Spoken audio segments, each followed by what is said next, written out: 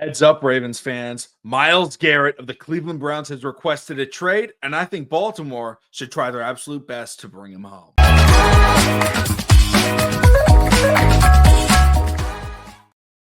What's going on, everybody? Welcome back to TTB Ravens Media, bringing you Ravens content every single day. If you want to see that daily Ravens content, make sure to hit the subscribe button down below. Hit the notification bell as well if you want to get notified every single time I upload a brand new video. Road to 5,000 subscribers. The goal is to hit it before next season starts. So I would appreciate it if you guys do want to subscribe. Yesterday, I would have talked about this, but Mondays for Mock Draft Mondays. If you haven't seen it already, check it out.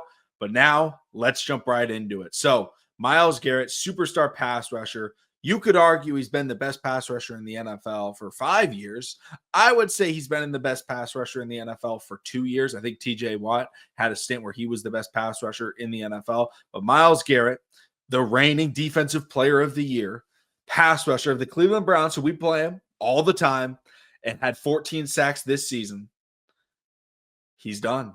He's done with the Browns, which makes sense. You know, he's in the prime years of his, NFL career. He's 29 years old. He just turned 29, and he wants to contend for a championship. And unfortunately for him, he's in one of those franchises where it just doesn't look like that's going to happen. And that happens to players all the time. It happened to Joe Thomas, right? Hall of Fame offensive tackle for the Cleveland Browns, started every snap. Never, I don't even think, played in a playoff game. It happened to guys like Barry Sanders. It happened to guys like Calvin Johnson, where they're just in these organizations where they're just not going to win. And Myles Garrett said, you know what? I got plenty more years of being an elite player left. I want to get out of there. I'm going to request a trade. And the benefit of Myles Garrett requesting a trade is he has all the power. This is not a situation like, I don't really want to talk basketball, but, the Mavericks just randomly traded Luka Doncic. If Luka said I wanted a trade, he'd have more, say in where exactly he goes. But a team's not going to trade for Myles Garrett if Myles Garrett doesn't want to go there. Okay. And so when you look at the teams that Myles Garrett could potentially go, you would think contenders. That's where he wants to be. And it would also have to be contenders that could pay him the money. But it's a very surprising contract when you look at it, because he's one of the highest paid defensive players of all time. But he's only he's a $19.7 million cap hit this upcoming year and $20.3 million cap hit the next year. And then there's 4 void years on the contract, and void years only basically come about if that player were to not re-sign. So the expectation is you make a trade for Myles Garrett, you sign him to an extension, either, right when you trade for him or in next offseason. So then you can cancel out those void years and, obviously keep Myles Garrett for 5 total years. It would be the overall hope, but $20 million is doable. You can absolutely make this trade if you're almost any contending team in the NFL, which makes it scary. This, I think, will be the biggest trade package for a defensive player, at least, the NFL has ever seen, because he's legitimately a top 3 defensive player. He's still at a good age. And his contract isn't too ridiculous to where you're like, okay, because some defensive players are making $30+ million a year. He's not even close to that. Right? You look at what Ravens are playing some of their players. Like, I think we're paying Adafe on the 5th-year contract. We're paying him like 12, 13 million. Myles Garrett's an extra 7 for the cap hit. That's ridiculous. Like, that's an unbelievable comparison, right? You would think Myles Garrett's making $30+ million a year, which he is in overall. But he's already utilized some of those void years, and so that contract's not as big of a hit as you might potentially think. So the Ravens do have the money. That's not even a question about it. The Ravens have like $12 million in cap space. They can make Marcus Williams decisions. They can not re-sign certain players. They can cut other players. They can restructure Marlon's contract. They can restructure Lamar's contract. They can absolutely get $20 million total cap space to make this move, and still potentially have the contract space to, whether it's sign Ronnie Stanley or sign Patrick McCarry or just keep one of the offensive linemen. I think they would potentially be able to do that. But now let's look into Myles Garrett. Why would the Baltimore Ravens be interested in him? Why would any team be interested in him? If you don't know Myles Garrett, because you only watch Ravens games and you for some reason haven't noticed him when he's on the field in the Browns games, Myles Garrett is the guy. He is the pass rusher. Ever since he came out of Texas A&M, he was the first overall pick. He's been dominant. Okay. This last year, he ranked 3rd in sacks, 2nd in hurries, and 8th in quarterback hits, 1st in total pressures with 83 total pressures. Pressures is combined sacks, hurries to hits. and he was only 11th in pass rush snaps. He plays almost every down. He can stop the run. Is he the best run stopper in the NFL? No, but he's still pretty elite at stopping the run. But he is one of the most obstructive pass rushers in the NFL at this point. And he's been playing in a system where every year you double Myles Garrett. That's what you do. It doesn't matter who's opposite him. There's like maybe 5 players in the history of the NFL that you would double over Myles Garrett, right? And that's when you start looking at the guys like the JJ Watts, the Lawrence Taylors, the Reggie Whites. Like those are the names that you have to bring up where they're like, yeah, these are the only players that are like, we know for sure are better than him. That's how good of a player he is. The Baltimore Ravens, every team in the NFL can utilize a Myles Garrett because he's the guy that keeps the Cleveland Browns defense, even when it's not the best defense. It keeps them as being a good defense because any drive, Myles Garrett can end it. And that's exactly what the Baltimore Ravens have needed in the last couple of years. When they get to the playoffs, they can't force turnovers. They can't get stops on defense because they can't get home to the quarterback and they can't force fumbles. Myles Garrett does both. Myles Garrett is a game wrecker. Myles Garrett is like a game like bulldozer. Like it's a step above a record. Like he is that good. Okay, so obviously I'm all in on the Ravens to trade for Myles Garrett. I assume most of the people watching this video are with me. Comment if you're with me. But now for the people that are like, he plays for a division rival. What will it cost? You know, the people that are thinking of the true logistics of the contract. First off, what would it cost? The expectation I've seen floating around is what the Cleveland Browns are looking for is like a first and a second, maybe 2 firsts for Myles Garrett. It is kind of what the value would be, but that's the value for a team that they don't have to play very consistently, right?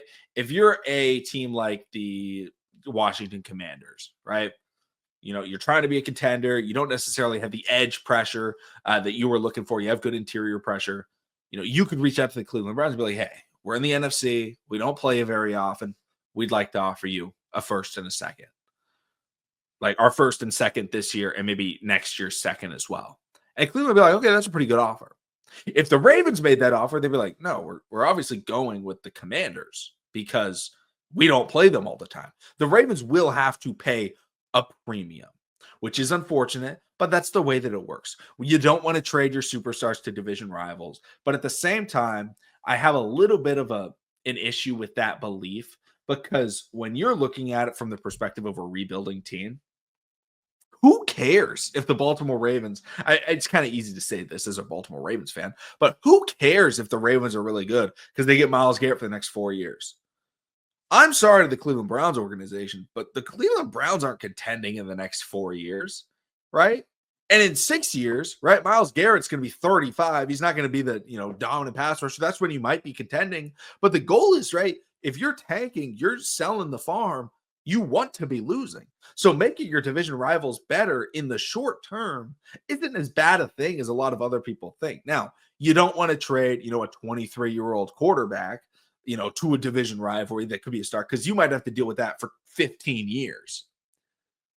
But trading a pass rusher that's 29 years old, who, yes, he's still in his prime, that's not necessarily ending the, Cleveland Browns, they can't contend in 10 years when they're trying to contend in 7 years. That's not going to do that. They should be worried about Lamar Jackson. They should be worried about, quarterbacks, right? Joe Burrow. Like, that's an issue. You don't want to trade a Joe Burrow or Lamar Jackson to a contender in your division because they're going to last a while. But I don't think this, they won't trade them to the Ravens because, it's the Baltimore Ravens and they're in the division. You have to think about it from their perspective.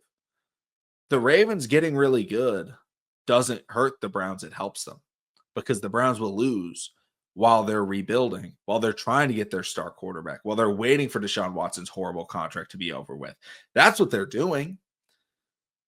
So I don't think that's a negative thing. But I do think the Ravens would have to pay a premium because if the Ravens offered the same deal as another team, I think they'd go with them because they don't like the Ravens.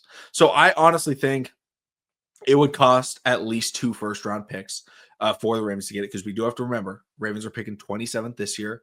The hope is they're picking 32nd next year. I'm thinking the Ravens are going to have to send, it could be a situation where the Ravens maybe send Adave. Maybe the Ravens send Ojabo and, 2 firsts, right? Where the Browns are like, hey, can we get a pass rusher back? Maybe someone we can develop, because the Browns still do have a good pass rusher. I believe Zadarius Smith is still under contract there. So like they don't still have a good pass rusher, but maybe they want to get another one, get a younger one.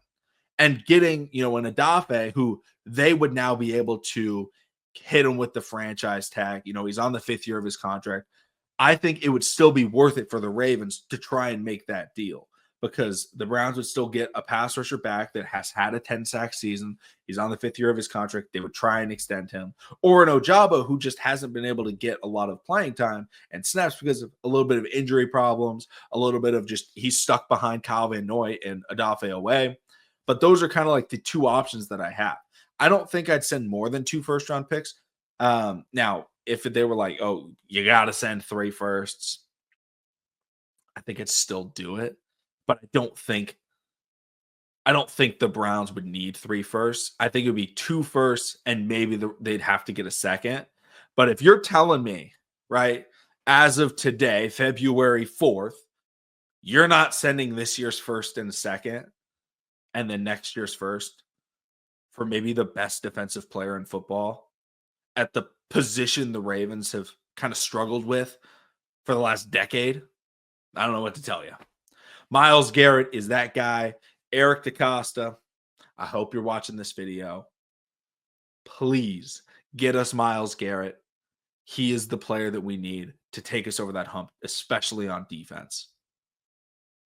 Thank you all so much for watching. Let me know your trade packages you would send to Myles Garrett. If there's any Browns fans, let us know what you want for Myles Garrett. Make sure to check out the Mock Draft Monday. Make sure to subscribe. I'm going to be talking about Cooper Kupp tomorrow. He also is going to be traded, it looks like. So I'm going to talk about the possibilities of that. Thank you all so much, and I'll see all of you again next time.